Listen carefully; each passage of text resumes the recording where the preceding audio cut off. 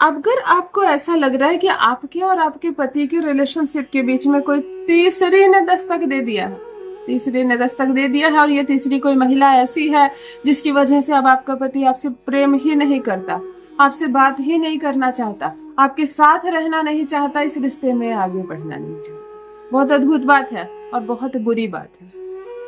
जिस पति का हाथ पकड़कर ससुराल में कदम आपने रखा है, सारे रिश्ते, आपके समस्त रिश्ते उसी पति से जुड़ता है। उसकी माँ आपकी सास है, उसके पिता आपके ससुर है ना।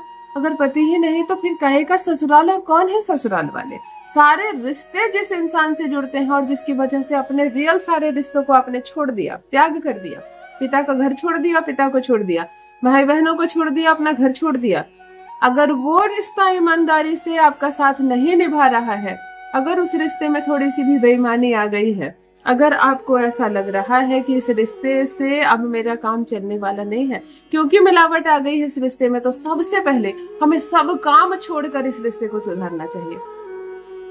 किसी लड़की का घर बस जाए, उसका ससुराल बस जाए, उसका पति उसको तलाक ना दे और पति पत्नी प्रेम से रहे, इससे बड़ा पुण्य का काम कोई नहीं हो सकता, है ना। मंदिर में पूजा करने कल चली जाना, अगर आज किसी को रिश्ते को सुधारना है तो पहले उस रिश्ते को सुधारने के लिए जाना। जहां जरूरत हो, आवश्यकता हो आपकी कि किसी चीज को आपके एक प्रयास से थोड़ी सी मदद मिल सकती है, तो प्रथम वो मदद करना। शिवालय कल चले जाना, शिव जी एडजस्ट कर लेंगे। मैं बहुत बड़ी ज्ञान की बात बोल रही हूँ, अजीब जरूर लग रहा है कि पूजा पाठ से भी बड़ा अगर कोई पुण्य किसी चीज से मिल सकता है तो वो किसी टूटते हुए रिलेशनशिप को सुधारने में आपका किया गया एक प्रयास। स्पेशली मैं ये लाइन हर उस सास के लिए बोल रही हूँ जो खुद तो बसी हुई है ना। शादी की 50वीं सालगिरह तक आप मना रही हो और अपने बेटे और बहू को आप 5वीं सालगिरह भी देख नहीं सकती। आपको लग रहा है कहीं मेरा बेटा ज्यादा प्यार तो नहीं कर रहा बहू से, कहीं उपहार तो नहीं दे रहा, दोनों में ज्यादा दोस्ती तो नहीं हो गई, मैं बीच में आ जाऊं। अजीब लगता है ना। आपने ही तो देखने के लिए गई थी, आप ही तो उस लड़की को, आपने तो कहा था मेरे घर के लायक तुम बिल्कुल सही हो। आप तो आरती उतारी थी, दरवाजे पर लक्ष्मी कहकर उसको सिंदूर देकर अंदर लाई थी, फिर उसको भगाने की चालें क्यों चल रही हो? मेरे पास कुछ बहनें आ रही है और कह रही है कि मेरे घर में अगर कोई बदमाशी पर उतरा हुआ है तो वो मेरी सास है, अगर वो कान न भरे मेरे पति का तो मेरे पति मेरे हैं। ये तो अद्भुत बात है। आपकी सास अपनी जिंदगी जी चुकी है और अभी भी दो हंसों का जोड़ा की तरह आपके सास और ससुर साथ में है, फिर आप लोगों का साथ मंजूर नहीं उसे? ऐसी सासों के लिए इतना कहना चाहूंगी, मंदिर जाना छोड़ दो। ये जो धूप दीप दिया दिखा रही हो ना अपने घर में घंटी बजाकर, वो मत करो। बेटे और बहू के रिश्ते को सुधार दो, आपको स्वर्ग मिलेगा।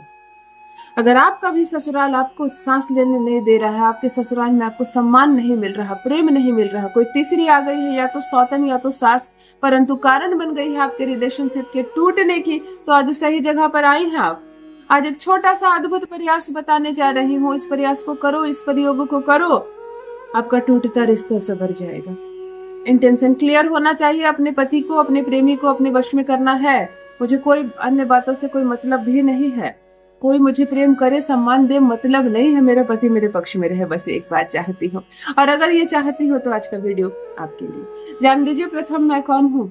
नमस्कार मित्रों, मैं हूँ खुशबू सिंह। बहुत स्वागत, बहुत अभिनंदन आप सबका हमारे चैनल ज्योतिष ज्ञान में। कैसे हैं आप और घर में सब कैसे हैं? मेरे कमेंट सेक्शन में जय माता दी, हर हर महादेव अवश्य लिखे, अपनी खैरियत मुझे जरूर बताएं। पढ़ती हूँ हाथ की रेखाएं, पढ़ती हूँ जन्म कुंडली, और अगर आप कुछ ना कहे तो आपका चेहरा भी पढ़ लेती हूँ। कृपा है ऊपर वाले की, प्रेम है आप सबका। जुड़िए ज्योतिष ज्ञान चैनल से। जो भी नए भाई बहन चैनल पर पहली बार आए हो, मेरे वीडियो को पहली बार देख रहे हो, मुझसे प्रथम बार मिल रहे हो, चैनल से जुड़िए, सब्सक्राइब कीजिए, मेरे परिवार का हिस्सा बनिए। दिल नहीं टूटने दूंगी, एक भी घर नहीं टूटने दूंगी। यकीन मानिए, रिश्ता कितना भी खराब क्यों ना हो गया हो, रिश्ता सुधर जाएगा, संवर जाएगा। आप अपने पति के साथ प्रेम से रहोगी, रोना धोना नहीं। कुछ चीजें आप सुधारो, कुछ चीजें मैं सुधारूंगी। आप क्या कर सकती हो? आप प्रतिदिन नहाने के पानी में, स्नान के पानी में गुलाब जल डालकर नहाना शुरू करो। हर मेरी उस बहन से बोलना चाहूंगी जिसको ससुराल में कष्ट हो रहा है, जिसको पति का प्यार नहीं मिल रहा, दाम्पत्य सुख नहीं मिल रहा, कलह चल रहे हैं, झगड़े झंझट चल रहे हैं, आपका पति आपकी तरफ आकर्षित नहीं हो रहा, स्नान के पानी में आधा ढक्कन गुलाब जल डालकर नहाना शुरू करो।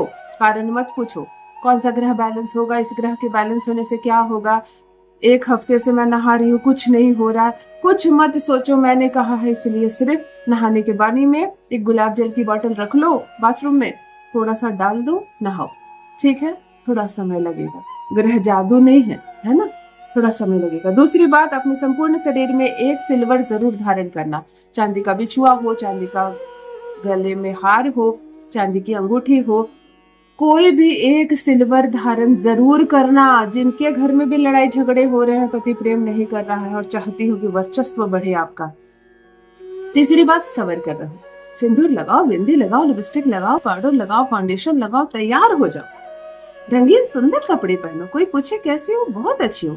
पति प्रेम नहीं कर रहा है तो आप में कोई कमी थोड़ी ना आ गई है। ग्रह है, उसको आकर्षित नहीं कर रहा आपकी ओर, अब करेगा, परिस्थितियां बदल जाएगी। मैं हूं ना परिस्थिति बदलने के लिए। आधी चीजें आप सवारो ना, इतना करके आधा समस्याओं को आप समाप्त कर सकती हो। बाकी शेष मेरा बताया उपाय करेगा आपके लिए। मुस्कुरा कर रहा करो, अपना ख्याल रखा करो, अपने आप को सुंदर बनाओ, अपना सम्मान बढ़ाओ और बहुत खूबसूरत हो आप। हर वक्त दिमाग में ये गुरूर रखो, मैं बेहद खूबसूरत हूँ, मैं नीच हूँ, मैं खराब हूँ, मैं देखने में काली हूँ, मैं मुझे कोई पसंद नहीं करता। इन सारी बातों से आप बहुत लो वाइब्रेशन में जा रही हो। यूनिवर्स आपको और धक्का नीचे दे रहा है, ऊपर उठना। बिल्कुल अहंकार में रहो, मैं बहुत खूबसूरत, मेरी शिक्षा दीक्षा मेरे संस्कार बहुत उच्च है, कोई नहीं है मेरे आगे। ऐसे ऐसे गुरूर में रहा करो, कोई बुरी बात नहीं है ना। 2 मुट्ठी चावल लेने हैं आपको, अरवा चावल। तंत्र मंत्र विद्या में अरवा चावल का बहुत महत्व है। ये किसी भी चीज को आकर्षित करने में बहुत महत्व रखता है, शुक्र है ये साक्षात। 2 मुट्ठी अरवा चावल लो, 2 अलग अलग थाली में रख दो उसको। एक अरवा चावल को कुछ बूंदे लाल रंग की डालकर पूरा कलर कर दो और एक को जैसे सफेद है वैसे रहने दो। बात समझ में आ गई अच्छे से। एक दिया जलाओ सामने, पूर्व दिशा की ओर चेहरा करके बैठो एकदम सामने, और एक खाली थाली, एक खाली प्लेट अपने सामने रखो।